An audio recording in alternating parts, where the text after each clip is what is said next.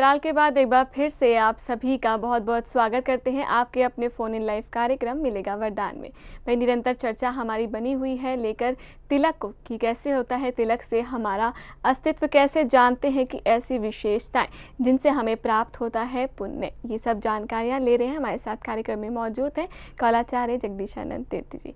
निरंतर अपने चर्चा पर हम बने हुए हैं, दोबारा से विषय पर लौटना चाहेंगे, चर्चा को जारी रखना चाहेंगे आचार्य जी। मैं बहुत विशेष बात कह रहा था और आपने बीच में तो किसी वजह से ब्रेक ले लिया जल्दी कि पुण्य की प्राप्ति होती है। हम शास्त्रों में भी पढ़ते हैं ऐसा करने से पुण्य की प्राप्ति होती है, दान करने से पुण्य की प्राप्ति होती है, ब्राह्मण भोज कराने से पुण्य की प्राप्ति होती है। दिखने में बहुत छोटा सा शब्द है पुण्य, लेकिन इसका महत्व तो बहुत अधिक है। आपको इसके सार को समझना है, आखिर इसके पीछे सार क्या है। बिल्कुल। सबसे पहले शांति, असीम शांति चाहिए। शांति किसे चाहिए? बुद्धि को शांति चाहिए, क्योंकि आपके सारे निर्णय बुद्धि के द्वारा होते हैं। बुद्धि को संचालित कौन करता है? बुद्धि को संचालित करता है आज्ञा चक्र, और आपके बाकी षट चक्र जो है वो जागृत करते हैं। जब षट चक्र आपके जागृत रहते हैं तो आपकी बुद्धि जो है संपूर्ण रूप से सटीक सकारात्मक दिशा में कार्य करती है, और इसे सकारात्मक दिशा में ले जाने के लिए आज्ञा चक्र का जागृत अत्यंत अनिवार्य है।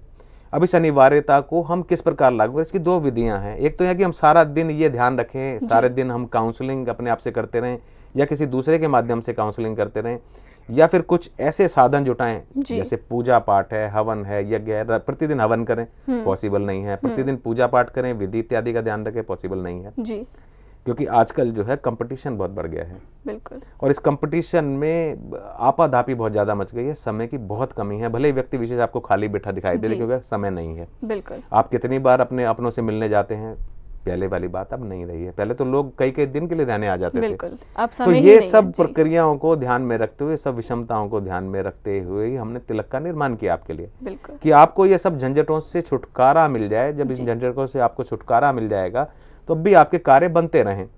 और यहाँ सबसे बड़ा जो महत्व है नैन्सी, वो है भावना का। भावना का तात्पर्य है कि जैसे आप पूजा करते हैं, घर में पूजा करवाते हैं, हवन करवाते हैं, ब्राह्मण से आशीर्वाद लेते हैं, तो सबसे प्रबल क्या होती है? आपकी भावना प्रबल होती है। और यदि आपकी भावना प्रबल होगी तो सकारात्मक विचार स्वतः ही आपके मन मस्तिष्क में घर करेंगे ही करेंगे जी। और उसके लिए आपके पास शब्द नहीं होते हैं। कारण है क्या है कि पूजा करने के बाद में या माता पिता का आशीर्वाद लेने के पश्चात जब आप घर से जाते हैं जी, बहुत उत्तेजना के साथ, ऊर्जा शक्ति के साथ आप जाते हैं, और आपको पता है कि आज जो है मेरे साथ माता पिता का आशीर्वाद है, बहुत अच्छे से आशीर्वाद मिला है, मेरा मन भी खुश है, मेरी बुद्धि भी खुश है, पॉजिटिविटी रहती है। तो आपको घर से निकलते समय ये पता होता है कि मेरा 50% कार्य तो आज बना ही हुआ है, और मुझे जो प्रयास करने हैं वो थोड़े से करने हैं। जो भी नकारात्मक विचार अपने कार्य के संबंध में आपके मन मस्तिष्क में होते हैं वो निकल चुके होते हैं। फिर आपके थोड़े से प्रयास से कार्य आपके सिद्ध होने प्रारंभ हो जाते हैं जी। बिल्कुल। यानी कि हमारे अंदर जितनी भी नकारात्मकता है, नेगेटिविटी है, वो बिल्कुल दूर हो जाती है। और भी बहुत सी बातें जानेंगे, लेकिन फिलहाल हमारे साथ जो है नरेंद्र जी जुड़ चुके हैं हरिद्वार से। आपका बहुत बहुत स्वागत करते हैं कार्यक्रम में। स्वागत है आपका नरेंद्र जी, बताएं क्या सवाल है। नमस्कार मैडम जी, कौलाचार्य जी को नमस्कार। नमस्कार, बताएं क्या सवाल है आपका। मैडम मैं व्यापार के विषय में जानना चाहता हूँ। आपसे कहना चाहेंगे कि आप प्लीज थोड़ा तेज बोलिए, हमें आपकी आवाज जो है सही रूप से नहीं आ रही है। हाँ जी, मैं थोड़ा व्यापार के विषय में जानना चाहता हूँ। व्यापार के विषय में जी, क्या जानना चाहते हैं? हाँ जी, कौलाचार्य जी को मेरा नमस्कार कीजिए। नमस्कार। नमस्कार नरेंद्र जी, आपकी आवाज मुझ तक पहुंच रही है, लेकिन बहुत ही धीमी आवाज पहुंच रही है, बहुत मुश्किल से मैं सुन पा रहा हूं। थोड़ा मैं अपना स्वर थोड़ा उच्च करता हूं। नरेंद्र, इतना मैं अवश्य समझाऊं कि आप व्यापार के विषय में जानना चाहते हैं। हाँ जी, हाँ जी जी। लेकिन मुझे लगता है नरेंद्र, तकनीकी खराबी के कारण आपकी आवाज ठीक तक मुझ तक नहीं पहुंच पा रही है। विषय में मेरी या तो आप थोड़ा सा नरेंद्र इंतजार कीजिए। आपसे अनुरोध करना चाहेंगे कि या तो आप प्लीज़ थोड़ा सा तेज़ बोलिए, क्योंकि कोई टेक्निकल प्रॉब्लम के कारण हम आपसे सही रूप से बात नहीं कर पा रहे। लगता है संपर्क जो है उनसे टूट गया है आचार्य जी। सभी दर्शकों से अनुरोध करना चाहेंगे, यदि आप हमसे बात जब करते हैं, कॉल करते हैं, तो आप टीवी सेट का वॉल्यूम म्यूट करके हमसे बात कीजिएगा, क्योंकि तभी हम आपसे सही रूप से बात कर पाएंगे। जी आचार्य जी। नैन्सी, भावना के संदर्भ में एक छोटी सी कथा सुनाता हूँ, बहुत आनंद आएगा आपको भी, हमारे प्रिय दर्शकों को भी बहुत आनंद आएगा। इससे आप समझ जाएंगे कि भावना कितनी प्रबल होती है, कितनी प्रबलता लिए हुए भावना होती है। तो इस प्रबलता को समझने के लिए बहुत छोटी सी कथा आपको सुनाना चाहूंगा। एक साधु थे, उनके मन में ये आया कि मैं भगवान भोलेनाथ की पूजा करूं, आराधना करूं, तपस्या करूं, कुछ ऐसा करूं कि उनके मुझे दर्शन हो जाएं। उन्होंने एक स्थान विशेष को चुना किसी गांव में, और एक कुएं का चयन किया। और गांव वालों को एकत्रित किया और उन्हें निर्देश दिया कि मुझे डिस्टर्ब ना किया जाए, मैं यहाँ तपस्या कर रहा हूँ। और लोहार से जो है लोहे की एक बहुत मोटी सी चेन बनवाई उन्होंने, और वो चेन जो है अपने पैर में बांधकर, दाएं पैर में बांधकर वो उल्टा जो है उस कुएं में लटक गए जी। और उन्होंने 2-4 गांव वाले की ड्यूटी लगा दी कि कोई जानवर इत्यादि या कुछ और मुझे परेशान ना करें, इसलिए आप जो है ना यहाँ पहरा दें, मैं भगवान भोलेनाथ की पूजा कर रहा हूँ। अब ग्रामीण भोले भाले कृषक, उन्होंने पूछा महाराज आप ये क्या कर रहे हैं, इससे क्या होगा? तो उन्होंने कहा कि भाई मैं भगवान भोलेनाथ की तपस्या के लिए जा रहा हूँ, ओम नमः शिवाय का जाप करूंगा, तुम्हें भी सुनाई देगा, इससे गांव का भी कल्याण होगा, तुम्हारा भी कल्याण होगा, मुझे तो मात्र भगवान के दर्शन करने हैं जी। गांव वालों को बड़ा आश्चर्य हुआ। धीरे धीरे समय बीतता चला गया, कुछ माह बीत गए, 2 महीने 3 महीने, बस कुएं में से निरंतर आवाज आती ओम नमः शिवाय ओम नमः शिवाय। एक भोला ग्रामीण था कृषक जी, तो उसे बार बार झांक के पूछता महाराज दर्शन हुए कि नहीं नहीं अभी नहीं हुए। महाराज दर्शन हुए आज आपको? अभी नहीं। महाराज कितना समय लगेगा? कह रहे भगवान के ऊपर निर्भर है कि कितना समय लगेगा, मैंने तो अपनी भावना रखी हुई है जी। तो कृषक ने क्या करा, उसने घास फूस ली और एक रस्सी बनाई, अपने पैर पे बांधी और वो भी जो है साधु महाराज के बराबर में लटक गया। कहना महाराज मेरी भावना भी प्रबल है, मैं अभी आपके साथ जाप करूंगा, नमः शिवाय नमः शिवाय नमः शिवाय नमः शिवाय उन्होंने बोलना प्रारंभ किया जी।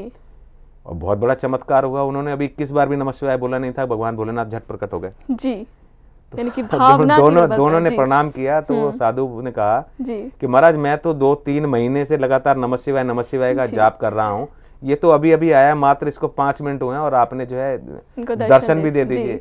तो भगवान बोले देख इसकी भावना आपकी भी प्रबल है महाराज, और भावना इस ग्रामीण की भी, जो कृषक है भोला है, इसकी भावना भी बहुत प्रबल है, लेकिन मैं इसका क्या करूं? आपने तो जो लोहे की सांकल, लोहे की जो है जंजीर लटका रखी है, ये तो बहुत समय तक चलेगी, लेकिन इसने तो घास फूस की रस्सी बनाई है, यदि ये रस्सी टूट गई तो इसकी जो मृत्यु है मेरे नाम लिखी जाएगी, तो मुझे तो आना ही था। तो जो सीधेपन से जो तपस्या की जाती है, सीधेपन से जो पूजा की जाती है, सीधेपन से भावना रखते हुए आप जो कुछ भी करते हैं, वो आपको सदैव फल देता है, कभी भी निष्फल नहीं जाता है। यानी कह सकते हैं कि सदा सादगी होनी चाहिए, बनावट उसमें बिल्कुल भी नहीं। देखिए यदि आप मंदिर में जाते हैं, आप देखते हैं मंदिर में बहुत भीड़ है और वहाँ जो है आप कोई ना कोई कलाकारी करने की आवश्यकता करते हैं, भीड़ को चीरते हुए आगे निकल जाऊं, मैं इसको धक्का दे दूं, मैं उसको धक्का दे दूं।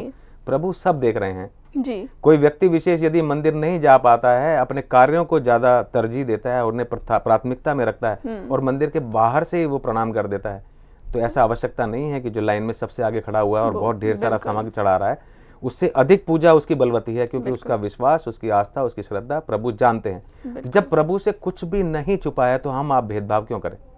और यदि हम ऐसा सोचते हैं तो हमारे मानव मन की भूल है। हम ये भूल जाते हैं कि कण कण में भगवान बसते हैं और सब कुछ प्रभु ही देख रहे हैं। बिल्कुल। तो यही बात तिलक में भी है। हम तिलक की चर्चा कर रहे थे कि गायत्री तिलक जी, गायत्री मंत्र कितना चमत्कारी है, इसके लिए मुझे कहने के लिए शब्द मेरे पास नहीं है। बिल्कुल बिल्कुल। गायत्री मंत्र की साधना अनेकों लोग किया करते हैं। गायत्री मंत्र करने से ही मन में शांति आ जाती है, और जब इसका वैदिक उच्चारण आप करते हैं गायत्री मंत्र का, तो जिस स्थान विशेष तक इसकी ऊर्जा जाती है, इसकी वाणी जो है उच्चारित होती है, सुनाई देती है, वो स्वतः ही शुद्ध हो जाता है। लेकिन हम क्या करें, इस भागदौड़ की जिंदगी में हमारे पास समय नहीं है। बिल्कुल।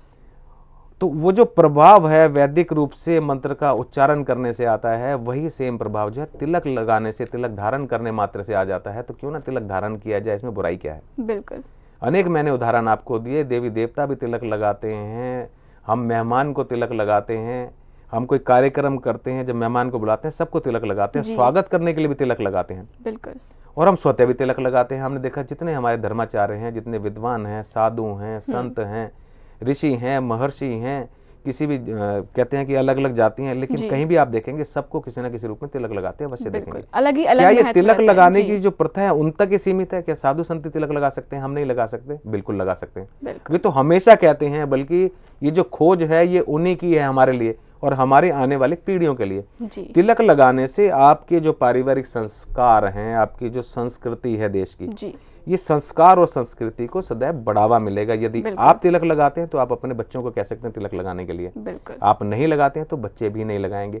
इसमें किसी प्रकार के संकोच की आवश्यकता नहीं है, क्योंकि तिलक से जो आकर्षण शक्ति आपके अंदर बढ़ती है वो दूसरों को आपकी ओर आकर्षित करती है। और यही आकर्षण जो है आपके मन चाहे कार्य करवाने में आपसे सक्षम होता है। बिल्कुल, यानी कि संस्कार संस्कृति की बात आचार्य जी ने की है, आपने भी तिलक धारण किया है, तो उसका सबसे बड़ा स्वरूप यानी कि उसका सबसे बड़ा एग्जाम्पल हम आपको ही देना चाहेंगे क्योंकि तिलक आपने भी धारण किया और सभी जानते हैं कि भारतीय संस्कृति में तिलक का बहुत बड़ा महत्व होता है। मेरे पास जो पेपर है इसमें तिलक के जितने भी लाभ प्राप्त होते हैं वो सब बताऊँगी, लेकिन फिलहाल हमारे साथ जो है कॉलर जुड़ चुके हैं, अमरीश जी हैं। आपका बहुत बहुत स्वागत करते हैं कार्यक्रम में। बताएं कहाँ से बोल रहे हैं? नमस्कार आचार्य जी। नमस्कार जी, नमस्कार। आचार्य जी, मुझे अपनी बिटिया के बारे में पूछना है। अवश्य जी, अवश्य पूछिएगा। उसकी एक तो जॉब के बारे में पूछना है, कहीं जॉब नहीं लग रही है, और एक शादी के बारे में पूछना है, उसकी शादी भी कहीं सेट नहीं हो रही है। जी, बिटिया का नाम बताएं, कहाँ से बोल रही हैं आप? हरिद्वार से जी। जी, नाम बताएं बिटिया का। स्वाति। आपका पहले भी मुझसे बात हुई आपकी या पहली बार बात हो रही है? मेरी पहली बार बात हो रही है आपसे। जी जी, स्वाति का पूरा नाम बताएं। स्वाति सिंह। स्वाति सिंह। आयु, हाइट और पैर का नंबर बता दीजिए। पैर का नंबर तो 6-7 के बीच में आता है, कभी अलग अलग, कभी 6-7 भी ऐसे आता है जी। हाइट और आयु बताइएगा। हाइट 5'3" है जी, और 6 अक्टूबर 88 का जन्म है जी। मतलब 22-23 साल की है अभी बिटिया आपकी जी। वर्तमान में क्या करती हैं स्वाति जी? अभी क्या कर रही हैं? ये पढ़ाई कर रही हैं? कुछ नहीं कर रही है। पढ़ाई पूरी कर ली है? पढ़ाई कुछ ऐसे ही पेपर दे रही है, कुछ ऐसे ही कोर्स है। अच्छा अच्छा। कितने भाई बहन है ये? 2 भाई है, 1 बहन है। अच्छा। स्वाति छोटी हैं बड़ी हैं घर में? स्वाति सबसे छोटी है। अच्छा, सबसे। घर में किसी का विवाह हुआ है अभी तक इससे बड़े भाई का? बड़े भाई का हुआ है। जी जी। किसी वेजिटेबल सब्जी का नाम लीजिएगा आप। गाजर। अच्छा, कोई रंग बोलिएगा। पिंक। अच्छा, शन मात्रा आप होल्ड कीजिएगा, मैं बताता हूँ आपको इसके बारे में। मेरे दर्शकों आपसे कहना चाहेंगे, यदि आप चाहते हैं कि आचार्य जी को इनवाइट कर सके, यानी कि आपके घर, ऑफिस या फैक्ट्री में है वास्तु दोष, उसका निवारण पाना चाहते हैं, तो नंबर जो है निरंतर आपके लिए टीवी स्क्रीन पर फ्लैश हो रहे हैं। उन नंबर्स पे कॉल करके जान सकते हैं अपनी सभी परेशानियों का हल। आपको बताना चाहेंगे हमारी निरंतर चर्चा जारी है गायत्री तिलक को लेकर। जान रहे हैं क्या है इसकी विशेषताएं और कैसे आप लाभान्वित हो सकते हैं, कैसे ज़्यादा से ज़्यादा लाभ प्राप्त कर सकते हैं गायत्री तिलक के माध्यम से। देखिए, आपका पहला प्रश्न था विवाह के बारे में। विवाह के लिए मैं आपको बता दूं कि इसका विवाह 2012 में 99% हो ही जाएगा। लगभग पूरी संभावना है 2012 में विवाह होने की, लेकिन उचित समय आपको बता देता हूँ, अक्टूबर और नवंबर का महीना बहुत श्रेष्ठ है इसके लिए। दूसरा प्रश्न आपने क्या किया था? जी। विवाह के लिए तो मैंने आपको बता दिया। हाँ जी, और जॉब के बारे में पूछना था। जी, अभी आपने देखिए मैंने आपसे एजुकेशन पूछी थी इसकी बिटिया की। एजुकेशन बताइएगा। जी। एजुकेशन क्या इसने क्या पढ़ाई? MBA किया हुआ है। हाँ जी। जी जी जी। इसका बिटिया का चेहरा पापा से मिलता है मम्मी से मिलता है बेटा? कुछ मम्मी से है, चेहरा गोल है। अच्छा ठीक है। बाल लंबे हैं छोटे हैं? बाल पहले तो छोटे थे, अब थोड़े से बढ़ा रखे हैं, कंधे तक हैं। जी जी। शन मात्रा आप होल्ड कीजिए, मैं इसके काम के लिए भी बताता हूँ आपको। चलिए दर्शकों, आपको बताना चाहेंगे कि ओम बैल भी हमारे साथ उपस्थित है। निरंतर हम अपने कार्यक्रम के दौरान आपको बताते हैं, जो भी दर्शक मंगवाना चाहते हैं ओम बैल, तो आप देख सकते हैं हमारे साथ कार्यक्रम में मौजूद है। आप ओम बैल अपने घर मंगवाइए, आपकी जो भी परेशानी है, जो भी समस्या है, वो जड़ से दूर हो जाएगी। देखिए, आपकी बिटिया की जो जॉब के बारे में प्रश्न कर रही हैं, जॉब के लिए आपको कहना चाहूँगा, इसकी जॉब में मुझे कोई बाधा खास तौर से नज़र नहीं आ रही है। अर्थात वर्तमान समय में भी किसी भी दिन जॉब लग सकती है। 18 जनवरी, अभी एक ही दिन हुआ है, 18 जनवरी से जॉब का बहुत अच्छा योग बना हुआ है इसकी लाइफ में। यदि फिर भी आप चाहती हैं कि कोई उपचार कर लूँ, थोड़ा सा और शीघ्रता से हो जाए, मुझे तो ऐसा लगता है काम इसका बना पड़ा है, बस आपको सूचना मिलनी बाकी है, तो आप सर्व कार्य सिद्धि तिलक मंगाकर इसका बिटिया को बोलिएगा प्रातःकाल जो है प्रतिदिन अपने मस्तक पर लगाए और 2012 पूरे वर्ष भर लगाए, तो 2012 में सारी मनोकामनाएं बिटिया की पूर्ण हो जाएंगी। मेरी शुभकामनाएं आपके साथ हैं। जी चलिए, हमारी शुभकामनाएं आपके साथ हैं। दर्शकों कहना चाहेंगे, जो भी दर्शक चाहते हैं कि आचार्य जी से पर्सनली मिल सके, इंडिविजुअली मिलना चाहते हैं, तो नंबर जो है निरंतर आपके लिए टीवी स्क्रीन पर फ्लैश हो रहे हैं। फॉर अपॉइंटमेंट के लिए डिफरेंट नंबर है, उन नंबर्स पे कॉल करके आप अपॉइंटमेंट फिक्स कराइए, उसके बाद आप आचार्य से मिल सकते हैं। आचार्य जी, वक्त की कमी है, बस जाते जाते मैं एक सवाल पूछना चाहूँगी। कहा जाता है कि गायत्री तिलक में, जहाँ तक कि इस लिफाफे में, यानी कि मैं पढ़ना चाहूँगी, इस पेपर पर लिखा है गायत्री तिलक यानी कि आपकी स्मरण शक्ति को तीव्र बनाता है, इसके बारे में जानना चाहूंगी। देखो, हमारा जो आज्ञा चक्र है ना नैन्सी, वो जितनी भी हमारी स्मृति है, चाहे वो इमीडिएट मेमोरी है, लॉन्ग टर्म मेमोरी है या शॉर्ट टर्म मेमोरी है, और हमारी बुद्धि की जो शक्ति है वो सब आज्ञा चक्र से ही संचालित होती है। बिल्कुल। तो इसलिए बार बार जोर दिया जाता है कि इस आज्ञा चक्र को हम सकारात्मक कर लें, इस आज्ञा चक्र का हम भरपूर उपयोग कर लें। जी। भरपूर उपयोग क्या है कि हमने कहा कि इसको डिवाइड कर दिया कि आपकी स्मरण शक्ति बढ़ती है, आप पहले सोचते विचारते हैं फिर बोलते हैं। इसके लिए आपको किसी काउंसलिंग की आवश्यकता नहीं है, तिलक स्वतः ही करा देता है। वास्तव में है क्या, तिलक एक माध्यम बन गया है। क्या माध्यम? तिलक एक माध्यम बन गया और इस माध्यम के द्वारा, जैसे वृक्ष की अनेक ब्रांचेस होती हैं, इस माध्यम के द्वारा आपको बहुत सारे सकारात्मक परिणाम मिलते हैं। बहुत सारी ऐसी चीजें हैं जो वस्तु के रूप में आपको दिखाई नहीं देती हैं, जैसे शांति वस्तु के रूप में नहीं दिखाई देगी, भावना नहीं दिखाई देगी, विश्वास, श्रद्धा, आस्था, ये सब आपको दिखाई नहीं देंगी। ये महसूस करने की चीजें हैं और इन्हें जब आप महसूस करेंगे तभी आप पहचान पाएंगे कि इसकी शक्ति क्या है जी। और ये जो शक्तियां हैं मिलकर काम करती हैं, तिलक के रूप में कार्य करती हैं। बिल्कुल। क्योंकि शास्त्रोक्त है और शास्त्रों के अनेक प्रमाण, अनेक रेफरेंस में आपको आने वाले समय में देना अवश्य चाहूंगा कि किन पुराणों में, किन शास्त्रों में, वेदों में कहाँ कहाँ तिलक के बारे में क्या क्या वर्णित किया हुआ है और जो सब देवी देवताओं से संबंधित है। तो आपको जानकर आश्चर्य होगा कि तिलक कहने में 3 अक्षर का एक छोटा सा शब्द है, लेकिन कितना विस्तारित है, कितना विस्तृत है और कितना ज्ञानवर्धक है ये आपके लिए। यानी कि एक चमत्कारी रूप के हम ले सकते हैं इसके बारे में। लेकिन आज के लिए हम कहेंगे कि आपका बहुत बहुत धन्यवाद। आपका भी बहुत बहुत धन्यवाद देना चाहूंगा। नमस्कार, आदाब, सत श्री अकाल। दर्शकों, आज के लिए इतना ही, विदा चाहेंगे आपसे, लेकिन वादा करते हैं और भी बहुत सी महत्वपूर्ण जानकारियां आपको देंगे। लेकिन आज के लिए इतना ही, नमस्कार। आप अपनी किसी भी समस्या के समाधान हेतु आचार्य जी से मिल सकते हैं। यदि आपके पास अपनी जन्मपत्री नहीं है तो आप भी आचार्य जी से संपर्क कर सकते हैं। आचार्य जी ज्योतिष, वास्तु, रत्न, अंक विज्ञान, हस्ताक्षर विज्ञान, behaviour therapy, marriage counselling, career counselling, personality development सहित अनेक विधाओं के ज्ञाता, स्पेशलिस्ट, एडवाइजर और काउंसलर हैं। आप अपने कॉर्पोरेट कंपनीज के निजी सलाहकार हैं। यदि आप किसी भी समस्या के समाधान के लिए आचार्य जी से मिलना चाहते हैं या फिर कोई भी विधा सीखना चाहते हैं तो संपर्क करें। हमारा पता है J405 basement, new Rajendra Nagar, नई दिल्ली।